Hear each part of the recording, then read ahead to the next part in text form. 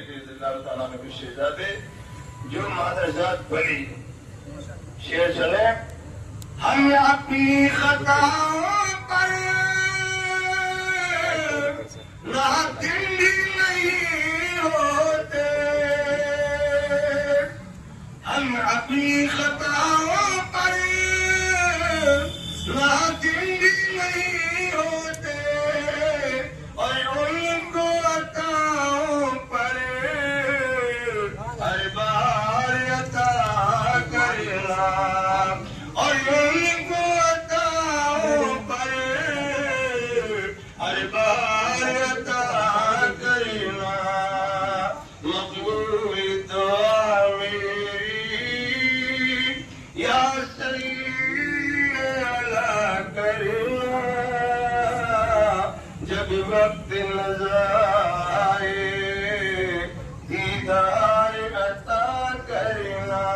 اور یہ شعر بطور خاص بات فرمائیں. تہبان بلا لینا اور اپنا بنا لینا, تہبان بلا لینا اور اپنا بنا لینا, تحریر میں پرپت کے سرکار رہا کرنا, تحریر میں پرپت کے سرکار رہا کرنا.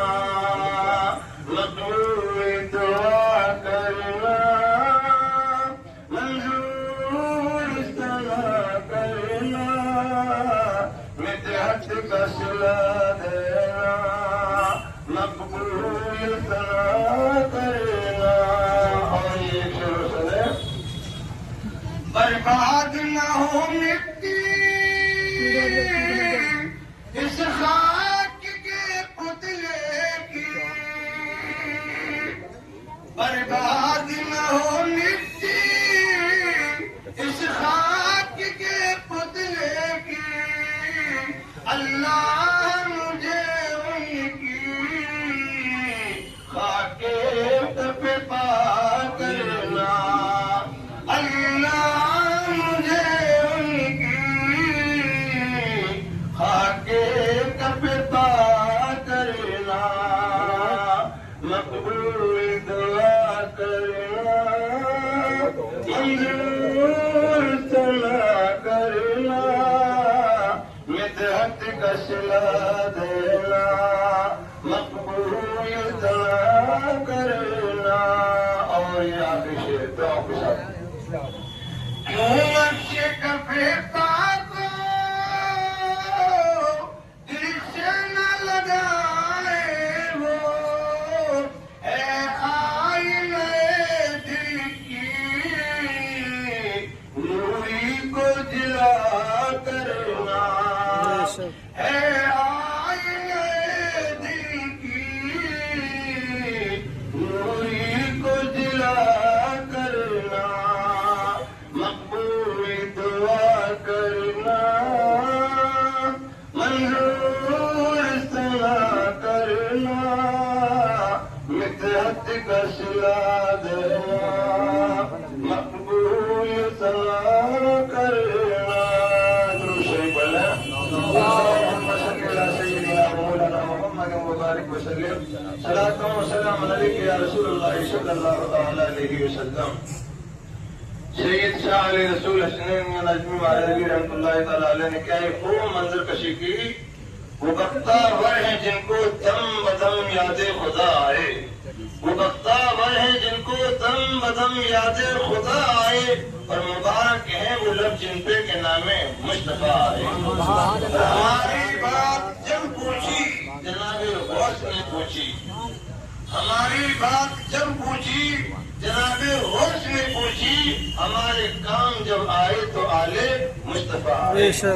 ولی صورت ولی سیرت ہمارے مفتی اعظم, ولی صورت ولی سیرت ہمارے مفتی اعظم کے جن کو دیکھنے کے ساتھ ہی یاد خدا. بے شک سبحان اللہ. اللہ کا ولی وہ ہے کہ جس کو دیکھنے کے ساتھ ہی وہ پھر خدا دل میں غالب ہو جائے. خشیت ربانی کا دریا سینے میں تیزی کے ساتھ مشتعل ہو جائے. اور آگے لکھتے ہیں ولی صورت ولی سیرت ہمارے مفتی اعظم جن کو دیکھنے کے ساتھ ہی یاد خدا آئے اور پڑھو نظمی پڑھے ہی جاؤ ناتے مصطفیٰ ہردم.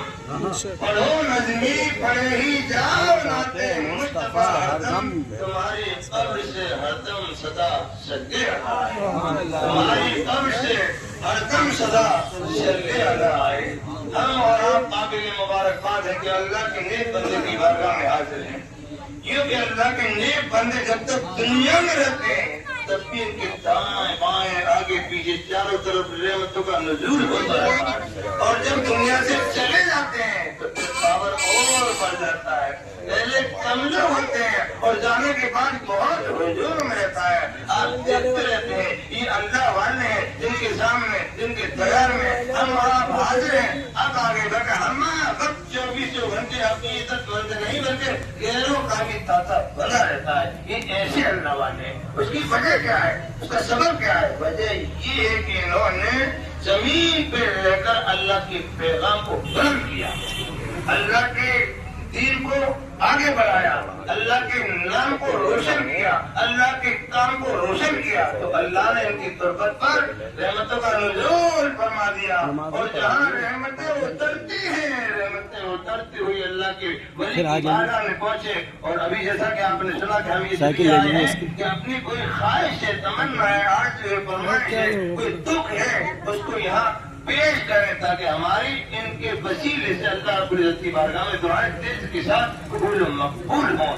اس نیت کے ساتھ یہاں بیٹھے رہیں. انشاءاللہ قبولیت کی گھڑیاں بہت قریب ہیں. ہمارے درمیان ہماری جماعت کی بہترین عالم دین حضرت علامہ مولانا حافظ بھائی الیاس صاحب قبلہ تشریف رکھتے ہیں. ان کا کتاب آپ کو سماعت کرنا ہے, اس لیے چند منٹ میں اپنی گفتگو کا تمام کرتا ہوں. ایک بار اور درود شریف سنا لیں. اللہ سیدنا مولانا محمد مبارک وسلم صلاۃ و سلام علیک یا رسول اللہ صلی اللہ تعالی علیہ وسلم. میں نے قرآن عظیم کی آیت کریمہ کی تلاوت کی. اللہ ارشاد فرما رہا ہے یا ایھا الذین آمنوا اتقوا اللہ وکونوا مع الصادقین. اے ایمان والو اللہ سے ڈرو اور سچوں کے ساتھ ہو جاؤ. اللہ کے جو نیک بندے ہیں, اللہ کا جنہیں قرب حاصل ہے, وہ اللہ کے پیارے اللہ ان کو عزیز ہے, وہ ان کو عزیز ہے. قرآن میں اللہ فرماتا رضی اللہ عنہم ورضوا عنہ ذلک لمن خشی ربہ. اللہ ان سے راضی ہے اور وہ ان سے راضی ہے, اس لیے کہ وہ اللہ کا خوف دل میں بٹھا کر دنیا میں رہے اور اسی میں دنیا سے رہے ہیں. اور جو اللہ کا خوف دل میں رکھتا ہے, جو اللہ سے ڈرتا ہے, تو تمام بڑی سے بڑی شے کو, بڑی سے بڑی طاقتوں کو اللہ تعالیٰ ان کے قدموں میں ڈال دیتا ہے.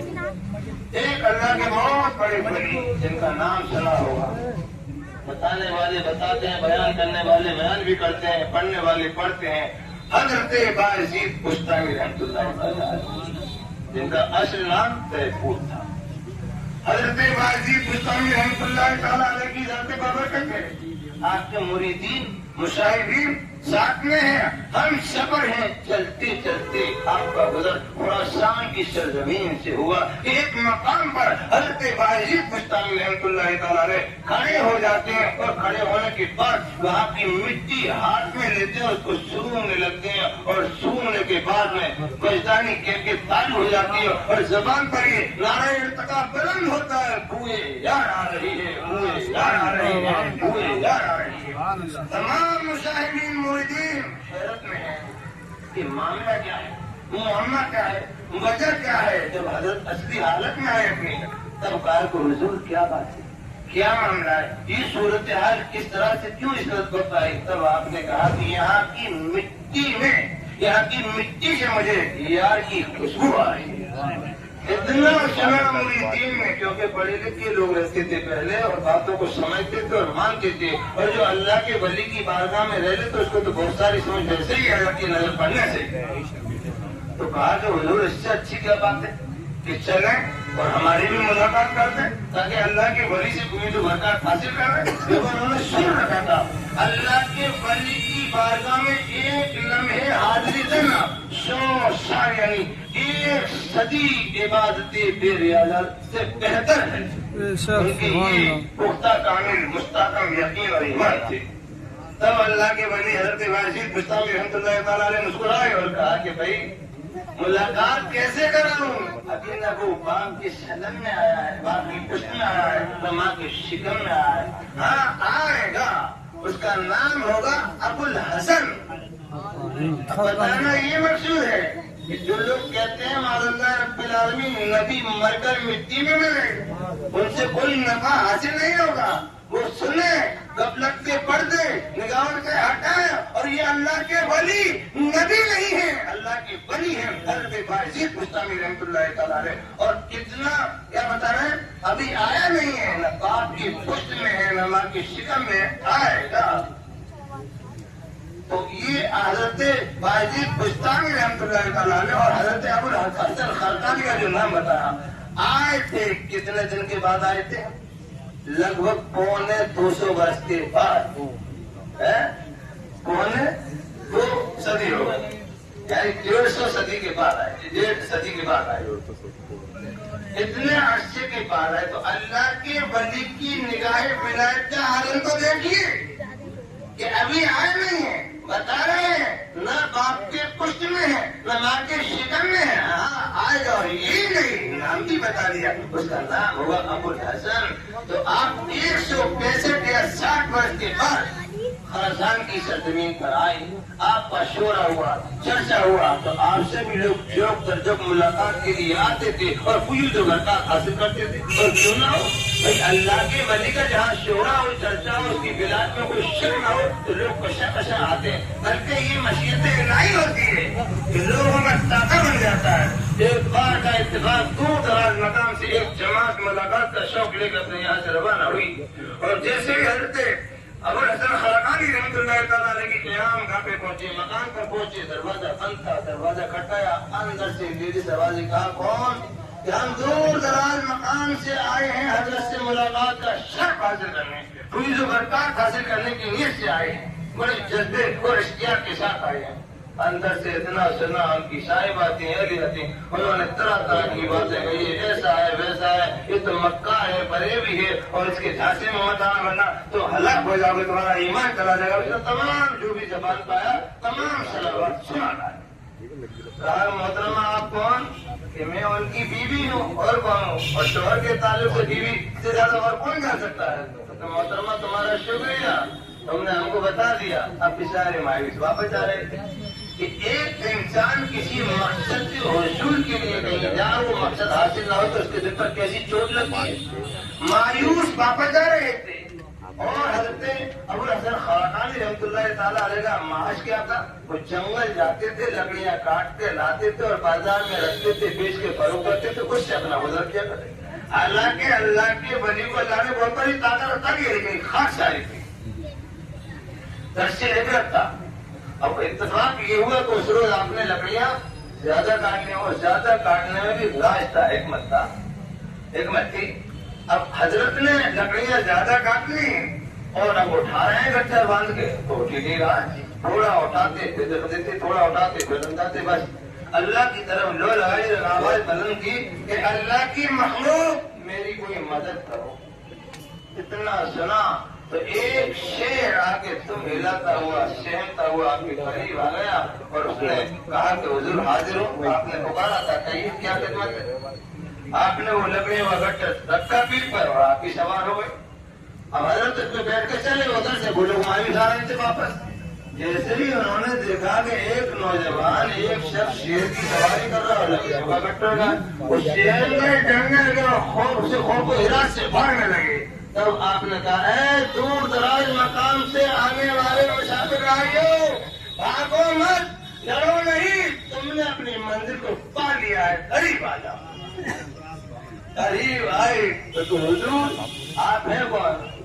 کہ جس سے ملاقات کے لیے آئے ہو میں وہی ہوں. پہلے یہ بتاؤ کہ تم جہاں سے آئے ہو اس دروازے پہ سے جو باتیں سن کر آئے ہو میری اہلیہ سے، اس کے تعلق سے مجھے کیا فیصلہ کرنا چاہیے؟ مجھے رکھنا چاہیے یا طلاق دینا چاہیے؟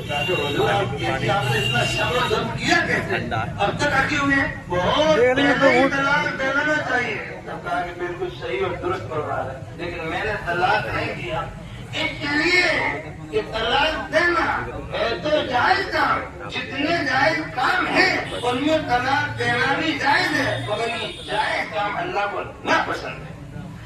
جب بھی میں نے طلاق دینے سوچا، اللہ کا فرمان میری نگاہوں کے سامنے آیا، میں نے سوچ لیا، یہ فیصلہ کیا میری ذات پر کتنے ہی کوڑے کیوں نہ